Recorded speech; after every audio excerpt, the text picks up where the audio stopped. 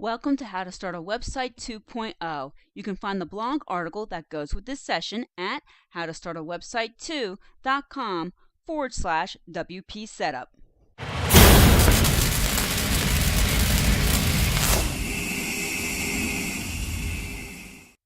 Okay, so continuing on through with the settings of our WordPress dashboard. We're going to come along the left-hand side, hover over settings, and this time we're going to come down to reading and click. So this is what the inside of the readings tab looks like, and let's go through these settings real quick. So do you want your front page to be your latest post or a static page? Now a static page means that you're going to create a page, and then whenever somebody comes to the home page of your website, this is the page that they will see every single time they come to visit. Right now it's set up to be your blog post, so whatever is your latest handful of posts, that's what somebody will see, whether they come to visit you today or 5 years from now. Obviously 5 years from now you're going to have much different post at the very top of your blog page. So do you want the feel of your page to be constantly changing as your blog posts change, or do you want to give the same introduction and the same message so that people understand who you are and what you're about? So this is where you would set that. Now, right now, we haven't created any posts. We haven't created any pages. So this is not something that we can set right now. Right now, you're kind of stuck with it being your latest posts unless you change it to the sample page that WordPress has in it by default when you installed it.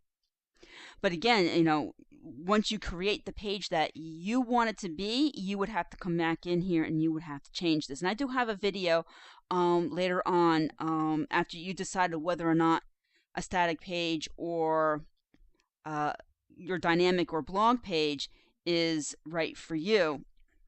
And there's a short video of how to set that, how to come back in here and set that then. So this is not something you have to decide right now. It's not something you have to change right now. We will come back to it. Also, how many blog posts do you want to show in your blog feed? This I kind of change depending on the theme that I'm using, and we haven't selected that yet either. So if you want, you can leave it at a default of 10 if that makes your page look too long before somebody would have to switch over to the next page. You can come in and you can reduce it. Okay, now your syndication feed. This is what goes out to like RSS feeders and other third-party software that takes the information from your website and condenses it down for people to browse off of your website. And again, you can change that to fewer than 10, more than 10. That choice is up to you.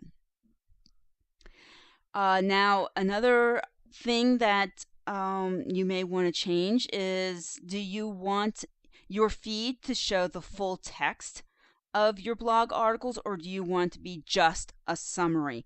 I prefer choosing just a summary, because what that'll do is that'll give your viewer a little read more button, and then they would have to come back to your website to read the rest of the article. See, right now, if they're reading your content out in an RSS feeder, you don't have the ability to engage with them. You don't have the ability to give them calls to action and to interact. So in order to do that, you've got to get them back on your website.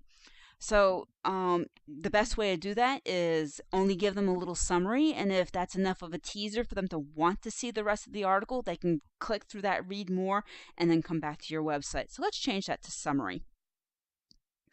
And then this next one is ultra important to remember where it is and how to find it in your WordPress settings, because right now I'm telling search engines, do not index my site.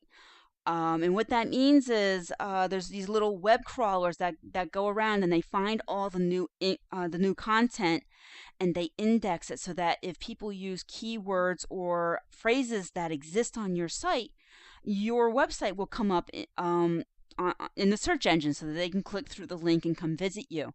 Well, because we are just beginning to build the site and it's not ready for people to view just yet, you may want to discourage search engines for right now.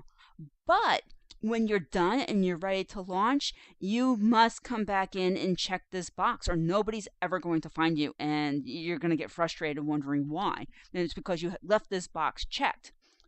So it's something to remember when we get further down the line, and I know people are probably to a point where they're ready to launch. I will again create another quick video reminding people this is where you got to go to make sure search engines can find you. But for right now, I'm definitely going to leave this box checked because this is just a practice website for me to make these videos. So I don't want search engines indexing any of this content. It's just for the purpose of these videos. But it's up to you. Are you going to remember to uncheck this later on? If so, leave it checked for now while you're building out your site. Or if you're afraid you might forget, honestly, it's going to take a while for people to find you anyway. So you may want to go ahead and just uncheck it now and you're done. You don't have to worry about forgetting about it later. And when we're done with these changes, we're just going to click Save Changes. And that's all there is to this tab. And I'll see you on the next video to go over discussion. Thank you for watching and listening to another session from How to Start a Website 2.0. This episode is just one of many available inside my online course. Register for free today at howtostartawebsite2.com/thevault.